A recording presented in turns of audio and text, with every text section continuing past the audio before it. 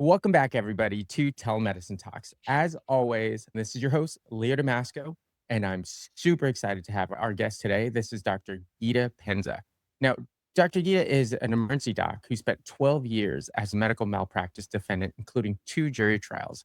And she didn't emerge from that experience wanting to put it behind her. No, instead, she emerged knowing what clinicians in litigation actually need, someone who understands the process from the inside and who can help them perform well, protect their well-being, and get through it with their career and sense of self intact. Now, she is also the creator and host of Doctors in Litigation, the L Word, a podcast on legal, psychological, and professional dimensions of malpractice litigation, and a regular contributor to EM love it, and co-host of its UC Max program. So, Dr. Gita, welcome to this show. Super stoked to have you. Thank you, Leo. I'm happy to be here. Yeah, let's jump in it. You coach a lot of doctors in litigation and how to do that, right? Honestly, you say litigation, you say legal. It's one of the scariest things that doctors have to deal with or doctors have to contend with, right? And in telemedicine, it's super scary because not only it will take away everything, right? So right now I have 50 licenses, 52 actually. And if I get litigated and I get flagged on even just one of my licenses, all my states go down and I'm out. I'm out. And trying to build this up is going to take money, time, and it's a nightmare. So, Tell me more about that. What do you mean that your licenses go down? yeah, I'll readily admit that I practice telehealth here and there, but yeah, I'm only licensed in one state. And the legal climate is very different from state to state.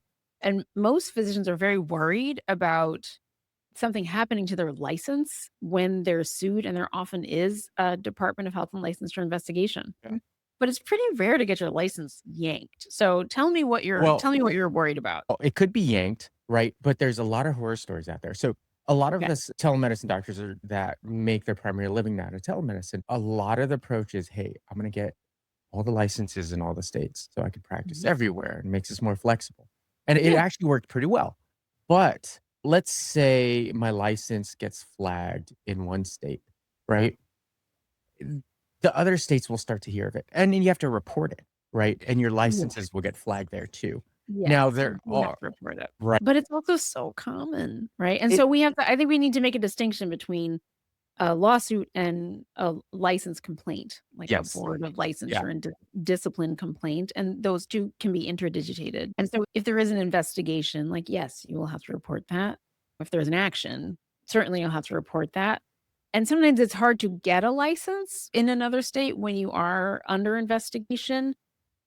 The thing is most lawyers are state specific too, Yeah. but I'd be really interested in hearing the story that you've got around people not being able to practice or losing their license in another state when there's just an investigation. When there is an action, yeah, I'm not saying that Yeah. it's not difficult, but just the initiation into a lawsuit is horrifically common. And even in telemedicine, I certainly have had a number of clients. We were talking before this show about how I have a lot of radiology clients. And I was asking, like, is that telemedicine? Is that like actual telemedicine? But I guess it is. But and certainly other primary care providers, things like that, providing an orthopedics specialist who was it was a televisit, that was the visit in question. Like these are it's very common. So I'd love to I just want to get the heart of your question in terms of should you be scared or not scared? I want to tell people not to be as scared as they probably are. Yeah. No, and actually this is good. It's a good start to the conversation because I think you're trying to make that distinction, right? That hey, a legal action, like you were saying, is not necessarily doesn't necessarily equate to a board action immediately, right? And obviously I'm showing my ignorance in this, right? Let's say I'm stated in a lawsuit and whatnot, right? And I start to go down the legal route. When will the board hear from it? When do I have to worry, right? When will that flag show up on the medical board? And once that flag shows up on the medical board, then me with many licenses, I'm scared that the other medical board, I have to tell them, Mhm. am I going to have a hard time renewing my license? I guess the horror stories that I've heard are people, you're right, that have had actions against them in one state. And then once that action showed up in one state, then the other states came suit, and that's when they got their licenses pulled, and then Mhm. they spent money, time, effort Yeah. to get it all Okay. back. Okay. That does make a lot of sense, and I understand why people would be fearful of that. So, we're talking about two different systems that overlap Yeah. sometimes. And so medical malpractice litigation is its own thing in the civil courts, right? And so it's a dispute resolution mechanism is what civil litigation is, right? Mhm. One person, the plaintiff, says that there was harm and that this other person who is the defendant is responsible, and the remedy for that is going to be money. Yeah. That's it, right? And so in and of itself, it doesn't have anything to do with your license. It doesn't have anything to do with anything except that, yes, some boards look at this as a proxy for whether a care was good or not. And I make an argument that litigation has to some extent become so capricious that I don't think people should make anything about the legal outcome. And that most of the time when a physician is sued, probably over half of the times it winds up being dismissed or a no pay case, right? But it takes some time for that to happen. It takes a number of years usually. And so during that time, there may be a board investigation opened because they will look at those things they are reported to the Mhm. board. The Board of Medicine is going to want to take a look. And a lot of times they're waiting for the outcome of litigation Right. before they conclude the investigation. So it can be a long time where people are in limbo. They feel like they're in limbo and they do have to report that there is an ongoing investigation related to litigation. Now, lawyers can help you if you ever have to craft a statement. You always have the right to craft a statement when you're applying for licensure. There's something that you can put in there to explain why it is that you're in there, right? And whether or not you feel like, you feel like your care was good, you can make these little sort of like mini arguments in there just to talk about why it is that you're in Yeah. there. But litigation is so common that it is really not unusual for someone who practices telemedicine to be involved in litigation at all, right? And so the numbers are wildly variable, but in terms of your high risk specialties, if you practice for 30 years, 90% of OBs are going to be sued at some point. 90 something percent of all general surgeons are going to be sued at some point. Like if you practice for long enough, it's really a matter of numbers, right? Yeah. It is truly a matter of numbers. And we would have no doctors left if everybody who got sued had their licenses yanked everywhere. So that's not really a straight line. But yes, if you do have an outcome that is adverse, right? You lose at trial, or there is a settlement over a certain amount of money that raises everybody's attention. Now, of course, settlements are getting larger and larger in Yeah. this climate. And so everyone's going to have to revamp their thinking around that. But there are some things that will get the board's attention. And hopefully they will investigate this kind of on their own. And because there's usually doctors who are able to, you can present something to the board if you need to. In my lawsuit, I'm being sued again right now, by the way. I have a deposition next month, but I've second lawsuit in my career, but I got a letter from the board in my first lawsuit and I was terrified because I didn't understand that was an automatic in my state. It's different in every state, but it's an automatic in my state. And then I never had to do anything about it again.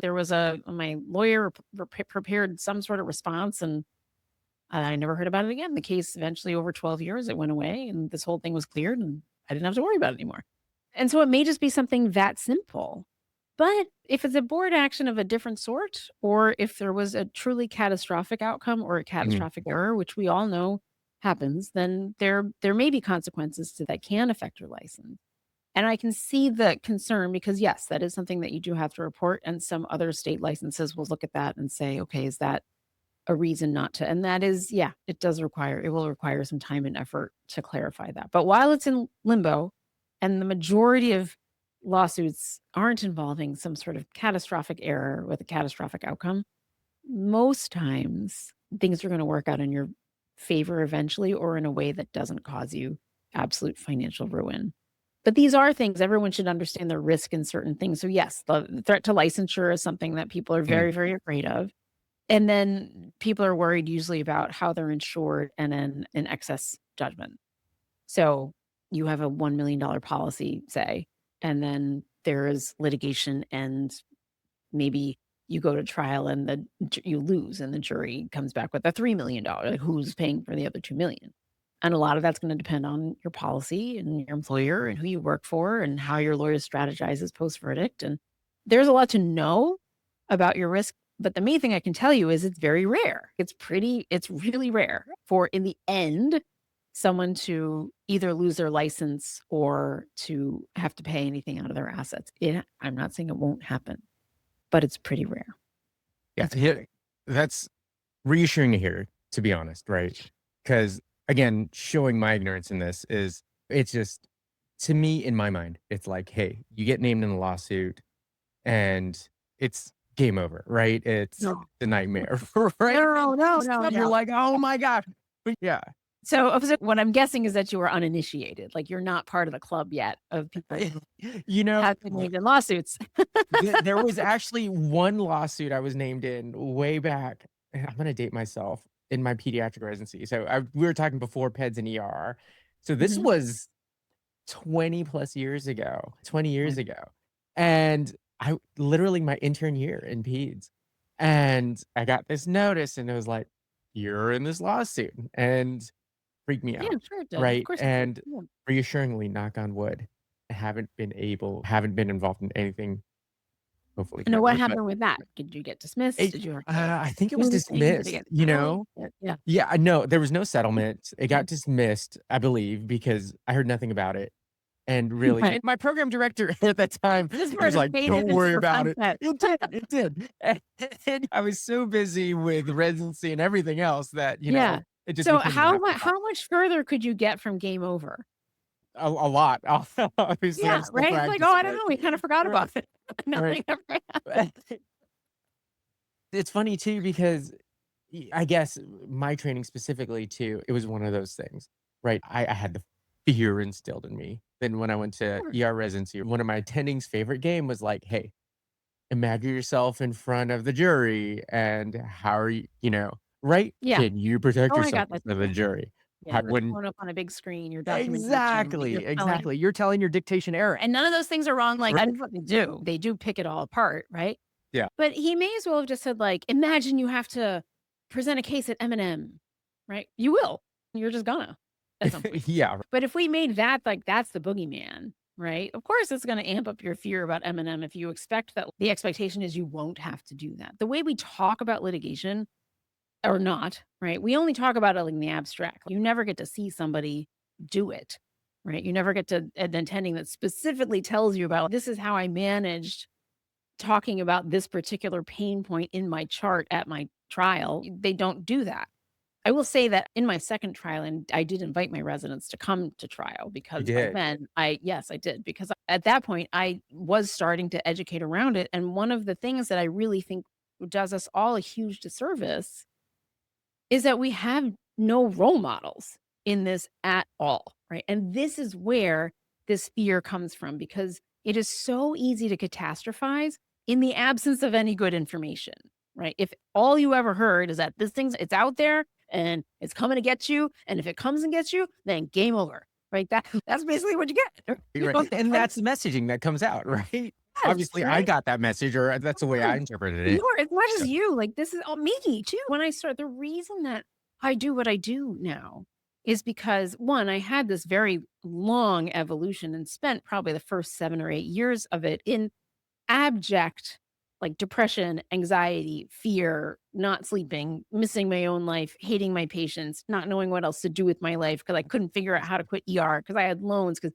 but I felt very trapped and victimized yeah. by the process, right? A And lot of this that was one case took 12 years? Just yes. I can only imagine. That Yeah, it was a big yeah, deal. It was a big deal case. It was a missed, vertebral artery dissection in a young woman. yeah, I had my own yeah, feelings about that.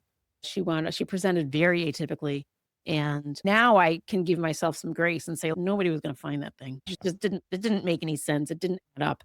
But then when she left my care, she was only 30 years old, and she had a massive cerebellar stroke like an hour and a half after I discharged oof, her. So yeah, this turned into a case where I was the only person in it, like, I was the face of it, but my group yeah, was named, my hospital was named, and at the time, I had private insurance, so I had a $1,000,000 limit, and the initial number they threw out was $28,000,000, right? So where am I gonna get I didn't know yeah, how this worked. I was, "How right, am I gonna get $27,000,000? Like, where's that gonna come from?" And I knew nothing. I understood nothing, and I'd been taught nothing. The implication is when you're taught nothing is that this is something that ought not to happen to you, right. and if it does happen to you, you should be ashamed, like, because no one's talking about it. Absolutely. I don't know what course was included. That definitely was not in my med school courses or anything like No. that. Oh, you got nothing. I Yeah, I right. I guarantee you, you got anything, sometimes they'll bring out a lawyer in or someone from risk. We're gonna talk about the differentiation between risk management and litigation performance. But Yeah. maybe they'll bring somebody in and say, these are the four elements of negligence, right? There's a duty to treat. And then there has Right. like, Yeah. and it's meaningless. Right. Meaningless to lawyers, but to us, it's meaningless. Because what you don't understand is when you get that lecture and they say, this is what you need to prove negligence, what you feel like is that somebody ought to prove all those things before they sue you. And no, anybody can sue anyone for just about anything if you can find take it and you can find an expert to support it. That's another thing. But what the whole lawsuit is about is establishing those four things, right? And being able to tell a jury at the end of it, do you find this person liable? Did they have a duty to treat? Were there damages? Did this person cause the damage? All of that stuff is what you're going to fight over the whole time. And we have this belief that no one should sue us for unless it's really clear, cut and dried. And this because we don't know how to think about this like lawyers. We come into this just completely, again, uneducated, not understanding anything about the realities of how it works. No one has told us about how it works. No one who's actually been, so you hear a number, but you don't know anybody. No one's said, no one who teaches you talked about this is what it was like, and this is how I contended with it specifically. Right? What you get sometimes is an abstract thing about here's a case where there was a lawsuit. Now, what can we learn about what the doctor did wrong in this lawsuit? Right? That's like the most you get. Right? Yeah. And it's really wrong. It's really wrong-headed because this is a process that is, again, oftentimes the suit is because of an adverse event. And it doesn't distinguish between normal accepted risk and complications in medicine and actual negligence. It will at the end, right? But you're going to spend a lot of time in the proving of that. And most of the time, a lot of cases, if they're not dismissed, then the next biggest bucket is they're settled, where there's no admission of liability. It is something that has to get reported to the data bank, right? So that is something you'll have to report. And then if you go to trial, the doctor wins the majority of the time. When you go to trial in civil litigation, it's usually because somebody believes in your care and the insurer wants to put money into it's expensive to go to trial and they feel that you can pull it off. And so part of that is being able to be a good witness on your own behalf. And there's a lot to that. And we come in with a lot of misconceptions about what that is. And because we're doctors, we feel like we should be experts about everything and it's got to happen our way. And we are literally at the top of Mount Stupid in this whole Dunning-Kruger graph. Like we don't understand anything. And yet we have very strong feelings about what we want.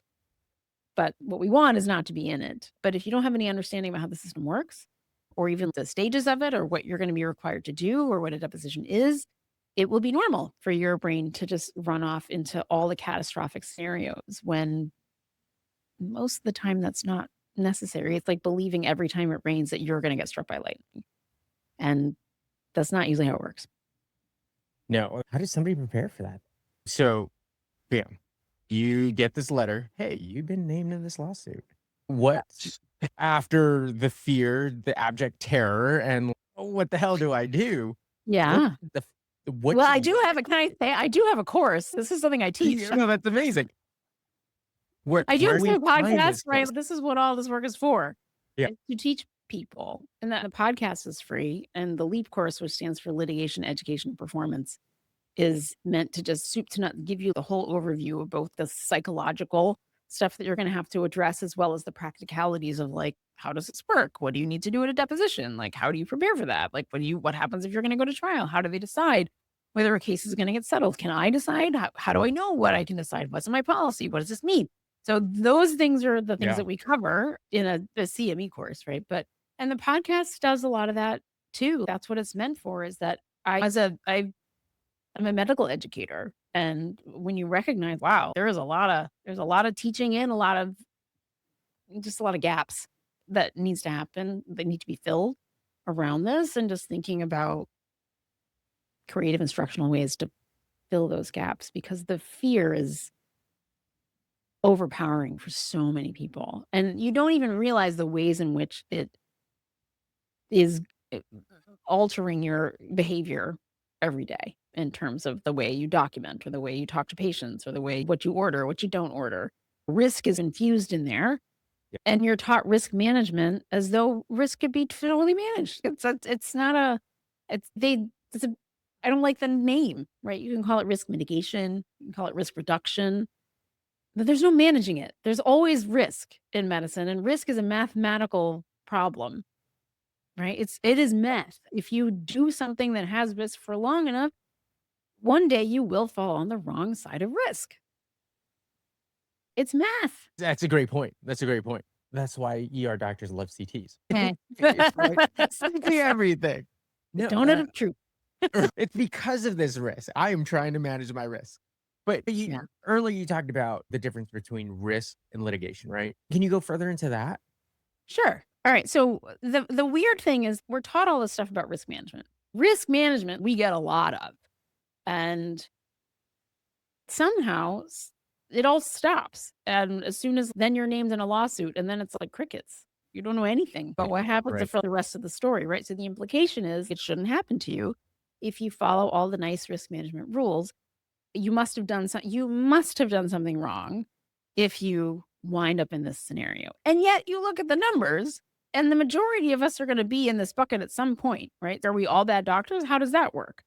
And I think that we need to think of risk as a whole continuum, right? It's not just what happens before, it is also what happens during and after, and making sure that this person, this doctor, this clinician is a good witness, is able to articulate well in their care, is able to communicate clearly, is not so emotional that they're gonna, which was me for part of it. They were like, this case is defensible, but this doctor's gonna tank all of it. She's such Oh a my mess, gosh. right? Not being that person, right? Because how good a witness is, how well that doctor is able to articulate their thought process and what they were thinking with compassion and clarity. All the numbers depend on that. What the legal outcome depends on that. How fat the settlement is depends on that. Whether you win a trial depends on that. So it's a weird thing. They're treating it like a football game where you only play the first half and then you just ignore everything after the halftime. Then we just, oh, okay, then now you're on your own. What is that? That seems ludicrous to me. And so there's so much for us to learn and to catch up on. We all should be good at this. We should all understand it and we should all be good at it because most of us are going to have to do it. And traditionally, the way that doctors deal with anxiety is by learning. And here we are deprived of the resources. There's really not a lot out there, right? Like I had nothing. We're deprived of the resources. We're taught that it's shameful to talk about or think about or learn about. Like, why would Oh, you want yeah. to do that? It's Yeah, total infused with shame. ostracized, which is Yeah, shame that you've been named in a malpractice suit, right? yes, this is crazy when it's so common, right? And it's nonsense. It's absolute nonsense. Everybody should be good at this. Everybody should recognize the ways in which your fear is absolutely sapping your enjoyment of your practice. Yeah. Everyone should be able to, you do things that have risk every single day.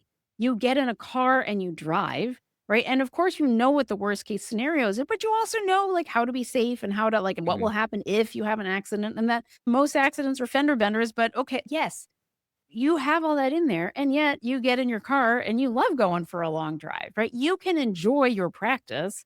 You can enjoy medicine if you learn about litigation, your relationship to it, what you'll do if this happens, what you'll do if that happens, how to be safe, yes, risk management and litigation performance. And when you have all of that and you have a deep understanding of all of it, then you're good. You're good. You can just lean into enjoying the drive. Yeah, I don't know if I've enjoyed any of that drive. I mean, involved in any litigation.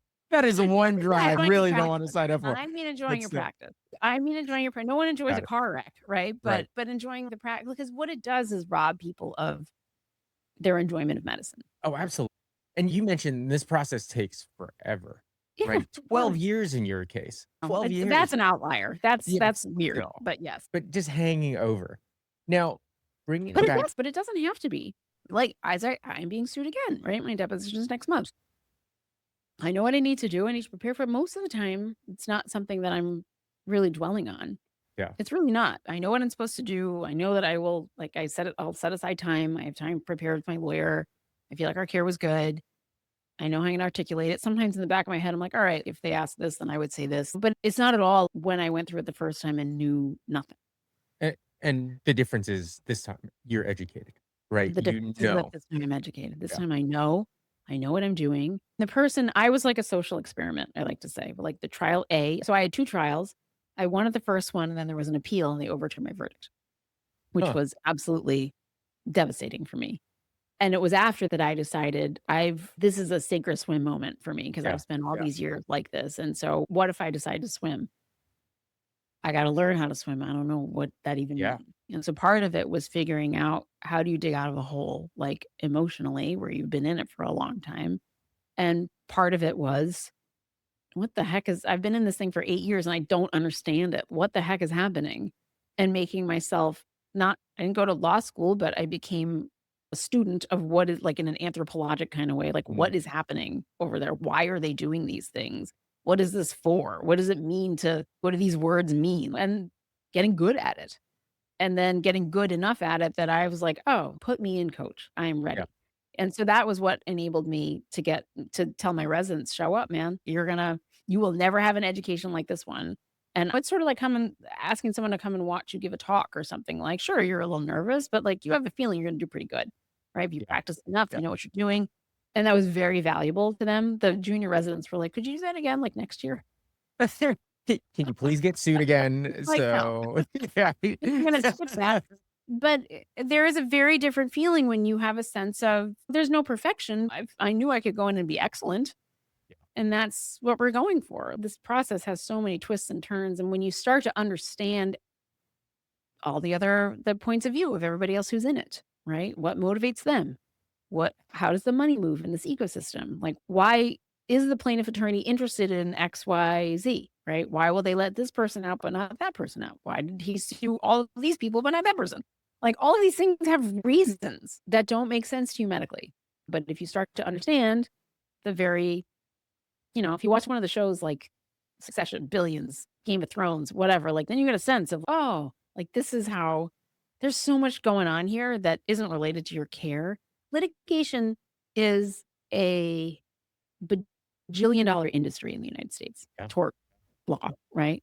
Like civil litigation, like the most recent numbers I have are from like 2022, but it was like almost a half a trillion dollars exchanging hands it is a business. There's private equity invests in it, private equity from abroad, right? There's third party litigation investors that fund cases. There's litigation going now, It just or sounds there's, dirty. That's just oh, it is. that whole idea in itself. Um, You have I know. litigation investors, Yeah. like, counting It's on crazy, you getting right? sued. That's Yeah. that's Oh, that's yeah. a crazy idea. Oh, yeah, and they'll bankroll the plaintiff's attorney until Oh my hope gosh. so there's so much that people just don't know and Yeah. understand. We are, like, willingly have our heads in the sand about all of it because it feels dirty, it feels shameful. I don't wanna get my hands dirty thinking about it or talking about it, but guess what? This is an integral part of medical practice in the United States, and you may find it distasteful, but it was there before you, and it's gonna be there after you, and honestly, you should learn about it. Yeah. There's good corollaries to that too. So ER doctors, right? We don't know what's coming in, right? No. And a lot of times people ask me, "Hey, how do you stay calm in this situation? And how do you get through that physically, emotionally traumatic situation?" It's just because we've learned, right? We Yeah. know how to handle ourselves, so forth and so on. And Yes. why That's what how not many do times it the same? are you gonna spin like a resuscitated hysterotomy, right? Like, I knock wood. I've never done one, right? And if I was called upon, like, I would be scared out of my mind, but I would do it. I would know what to do Absolutely. because someone taught me, and I would see it as we have to move this from a predator prey situation, which is Yeah. how we all think of it, to a situation of a challenge between equals, right? Like, you are the Yeah. doctor, you have expertise. Most litigation doesn't involve mistakes. Yeah. It just doesn't, right?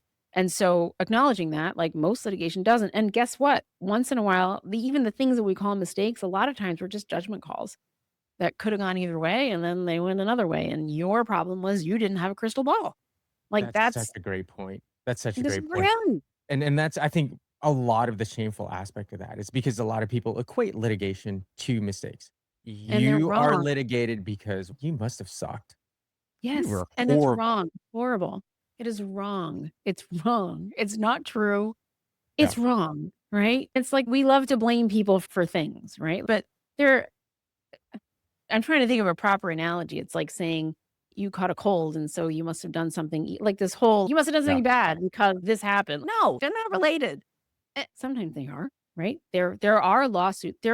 There is a such thing as patient harm. It does happen. Yeah. It is a small minority of litigation, actually, right? And sometimes we do ourselves this disservice of confusing what's reasonable medicine with what's perfection, right? So we are our own worst critics much of the time when we look back and say, this thing happened and I made the wrong call at the time, even though it was like eyes wide open or I was really trying my best because nobody wakes up on any given day and says, I'm just going to go in and screw everything up for this patient, right?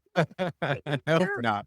we're trying so hard to do everything now and now with less and less time and more systems and all of that. But everything in medicine has risk, right? And so we have to accept that this is going to happen. And there will be times when, because you didn't have a crystal ball, you chose B and maybe who's to say A would have been any better besides the plaintiff's attorney who believes that it Yeah. was. And then your own self who goes back and beats yourself up relentlessly because you did something that Yeah. at the moment seemed reasonable. Yeah. And so I would invite everybody, if you have a situation where there's litigation going on, one of the things when I work with people one on one, and we're talking about the reasonableness of care, the way I'd like you to think about reasonableness is if nothing bad happened, if nothing bad happened, and someone said, hey, will you look at this case? And everything was fine at the end. Is there anything in there that you looking back at what you did, you would be like, oh God, I can't believe I did that. It's by the grace of whomever that nothing happened. Yeah. Is there something in there that's like that? Okay, that probably is maybe that's substandard. Maybe you shouldn't have done that thing, right? But if we all fall into this trap where we judge the medicine by the outcome, and no, reasonableness isn't about the outcome. Reasonableness is about what you did in the moment at the time with the information that you had. And if it made sense, if it seemed reasonable, if you had the same set of facts and probably the same thing that happened tomorrow or the week Yeah. before, Good point. then it's medicine you should defend, and you Yeah. should know how to defend it. You should. This is a great conversation. Honestly, it'd go forever. But no, we're actually at time. No, this is amazing, right? It definitely dispelled my initial ignorance of it, right? And I love how you made that distinction, right? Versus the civil suit, litigation versus the whole license and the medical board, so forth and so on.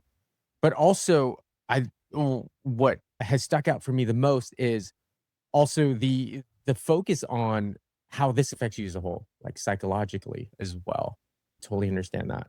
One last question I always ask everybody is, hey, looking back, think about if you had a little time machine and you could go back to your intern self, day one, July 1st, anything at all, what would you tell that person?